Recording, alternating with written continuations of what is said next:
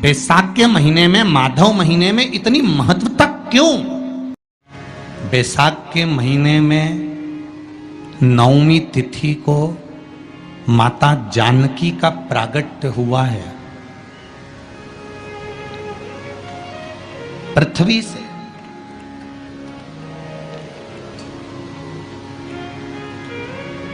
कभी एक विचार करिएगा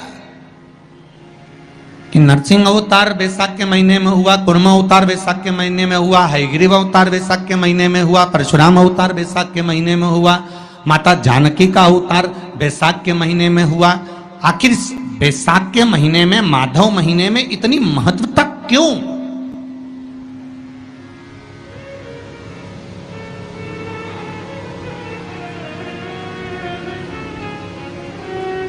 बैसाख के महीने में पड़ने वाली एकादशी, चतुर्थी,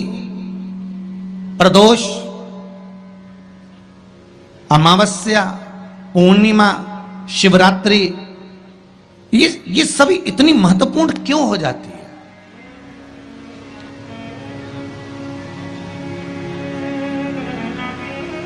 इसकी महत्वता इतनी प्रबल क्यों हो जाती है? किस लिए?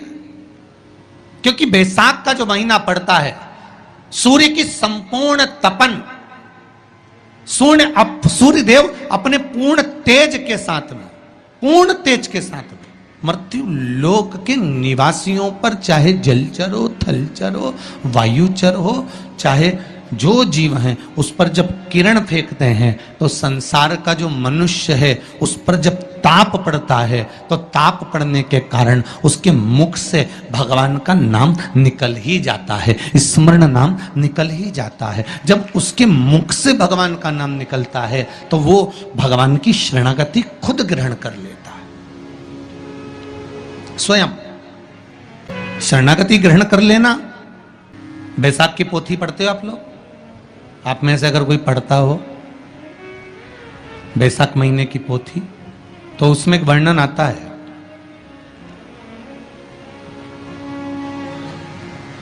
गीता प्रेस गोरखपुर के कल्याण अंक में भी आप ये पावन बैसाख चरित्र श्रवण कर सकते हैं। उसमें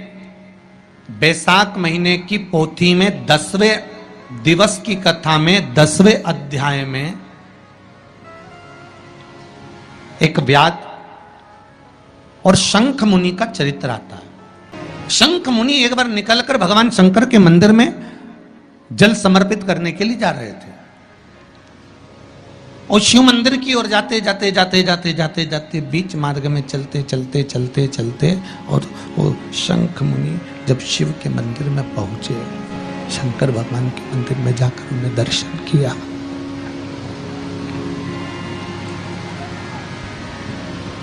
जल का पात्र उठाया और वो जल का पात्र उठाकर जब भगवान शिव को समर्पित कर रहे थे तो उसी समय जल का पात्र उठाकर जब शंकर भगवान को समर्पित करा गया और शंख मुनि निकलकर जब बाहर आ रहे थे, आते आते शंख मुनि के मन में एक भाव उत्पन्न हो गया कि जब हम भगवान शिव को कुछ वस्तु समर्पित करते हैं तो उसका फल, उसका पुण्य फल हमें कितने समय में प्राप्त होता है। ये शंख मुनि के मन में एक विचार जागृत हो गया, शंख मुनि के मन में एक भाव जागृत हो गया। एक लोटा पानी जो भगवान शंकर को समर्पित करता है, मरने के बाद तुम्हारी औलाद तुम्हारा किसी पवित्र नदी में तर्पण करे ना करे, तुम्हारा शिव को दिया हुआ जल तुम्हारे खाते में पहुंच जाता। आपने जो शंकर भगवान को एक लोटा जल दिया है, शिव जी को एक लोटा पानी चढ़ाया, शंकर भगवान को एक लोटा जल समर्पित करा है, शंकर भगवान को एक लोटा जल अगर आपने दिया है तो वो आपके खाते में पहुंचेगा जरूर, ये निश्चित है, पक्का है। और शिव भक्ति के अनुसार, शंकर भगवान के अनुमोदन के अनुसार, पहले भी कथा में कहा, आज फिर कह रहे हैं, आप जब शंकर भगवान को एक लोटा जल समर्पित करते हो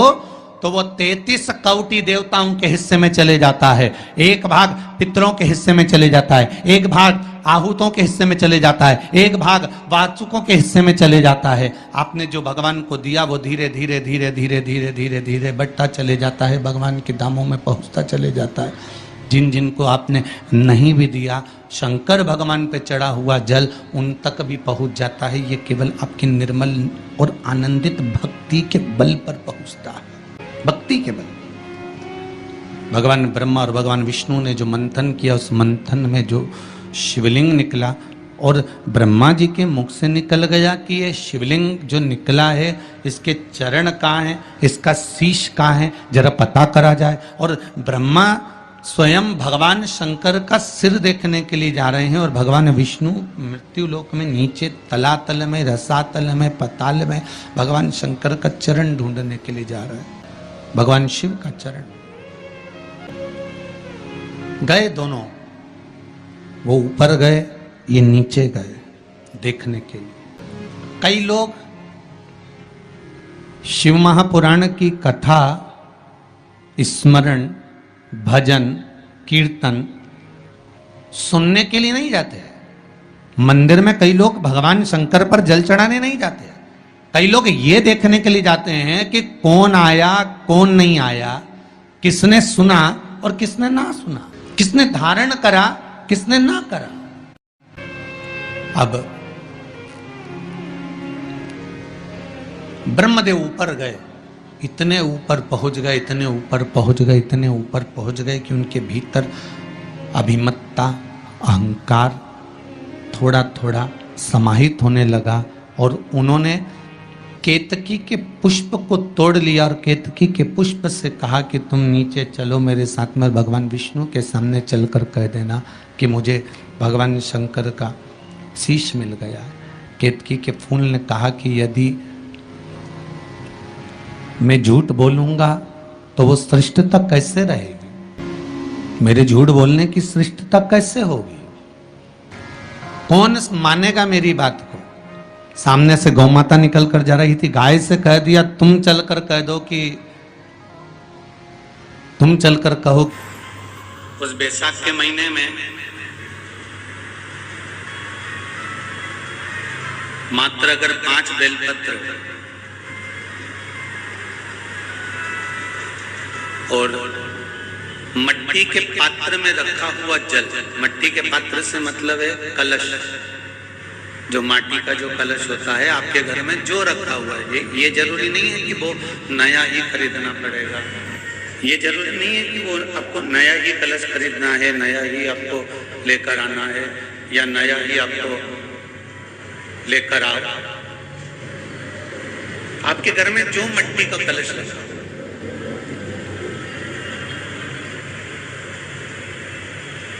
जो माटी का कलश आपके घर में रखा हुआ, 5 बेलपत्र, मट्टी के कलश में जो जल भरा हुआ हो वो जल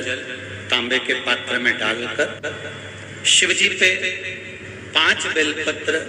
अशोक सुंदरी वाली जगह पर जो आप लेकर आए हो, 5 बेलपत्र वो अशोक सुंदरी वाली जगह पर समर्पित कर मट्टी के पात्र का जो जल है वो जल बैसाख के महीने में किसी भी दिन, चाहे आप सोमवार को कर लो, प्रदोष को कर लो, चाहे आप शिवरात्रि पे कर लो बैसाख महीने की, तो आप अगर उस मट्टी के कलश का जल या पात्र का जल शंकर भगवान को 5 बेलपत्री अशोक सुंदरी वाली जगह पर समर्पित कर जल अगर चढ़ा देते हैं तो महाराज ये उदर से जो जुड़ी हुई परेशानियां जो मनुष्य को झेलना पड़ती है, चाहे भोजन नहीं पच रहा हो, चाहे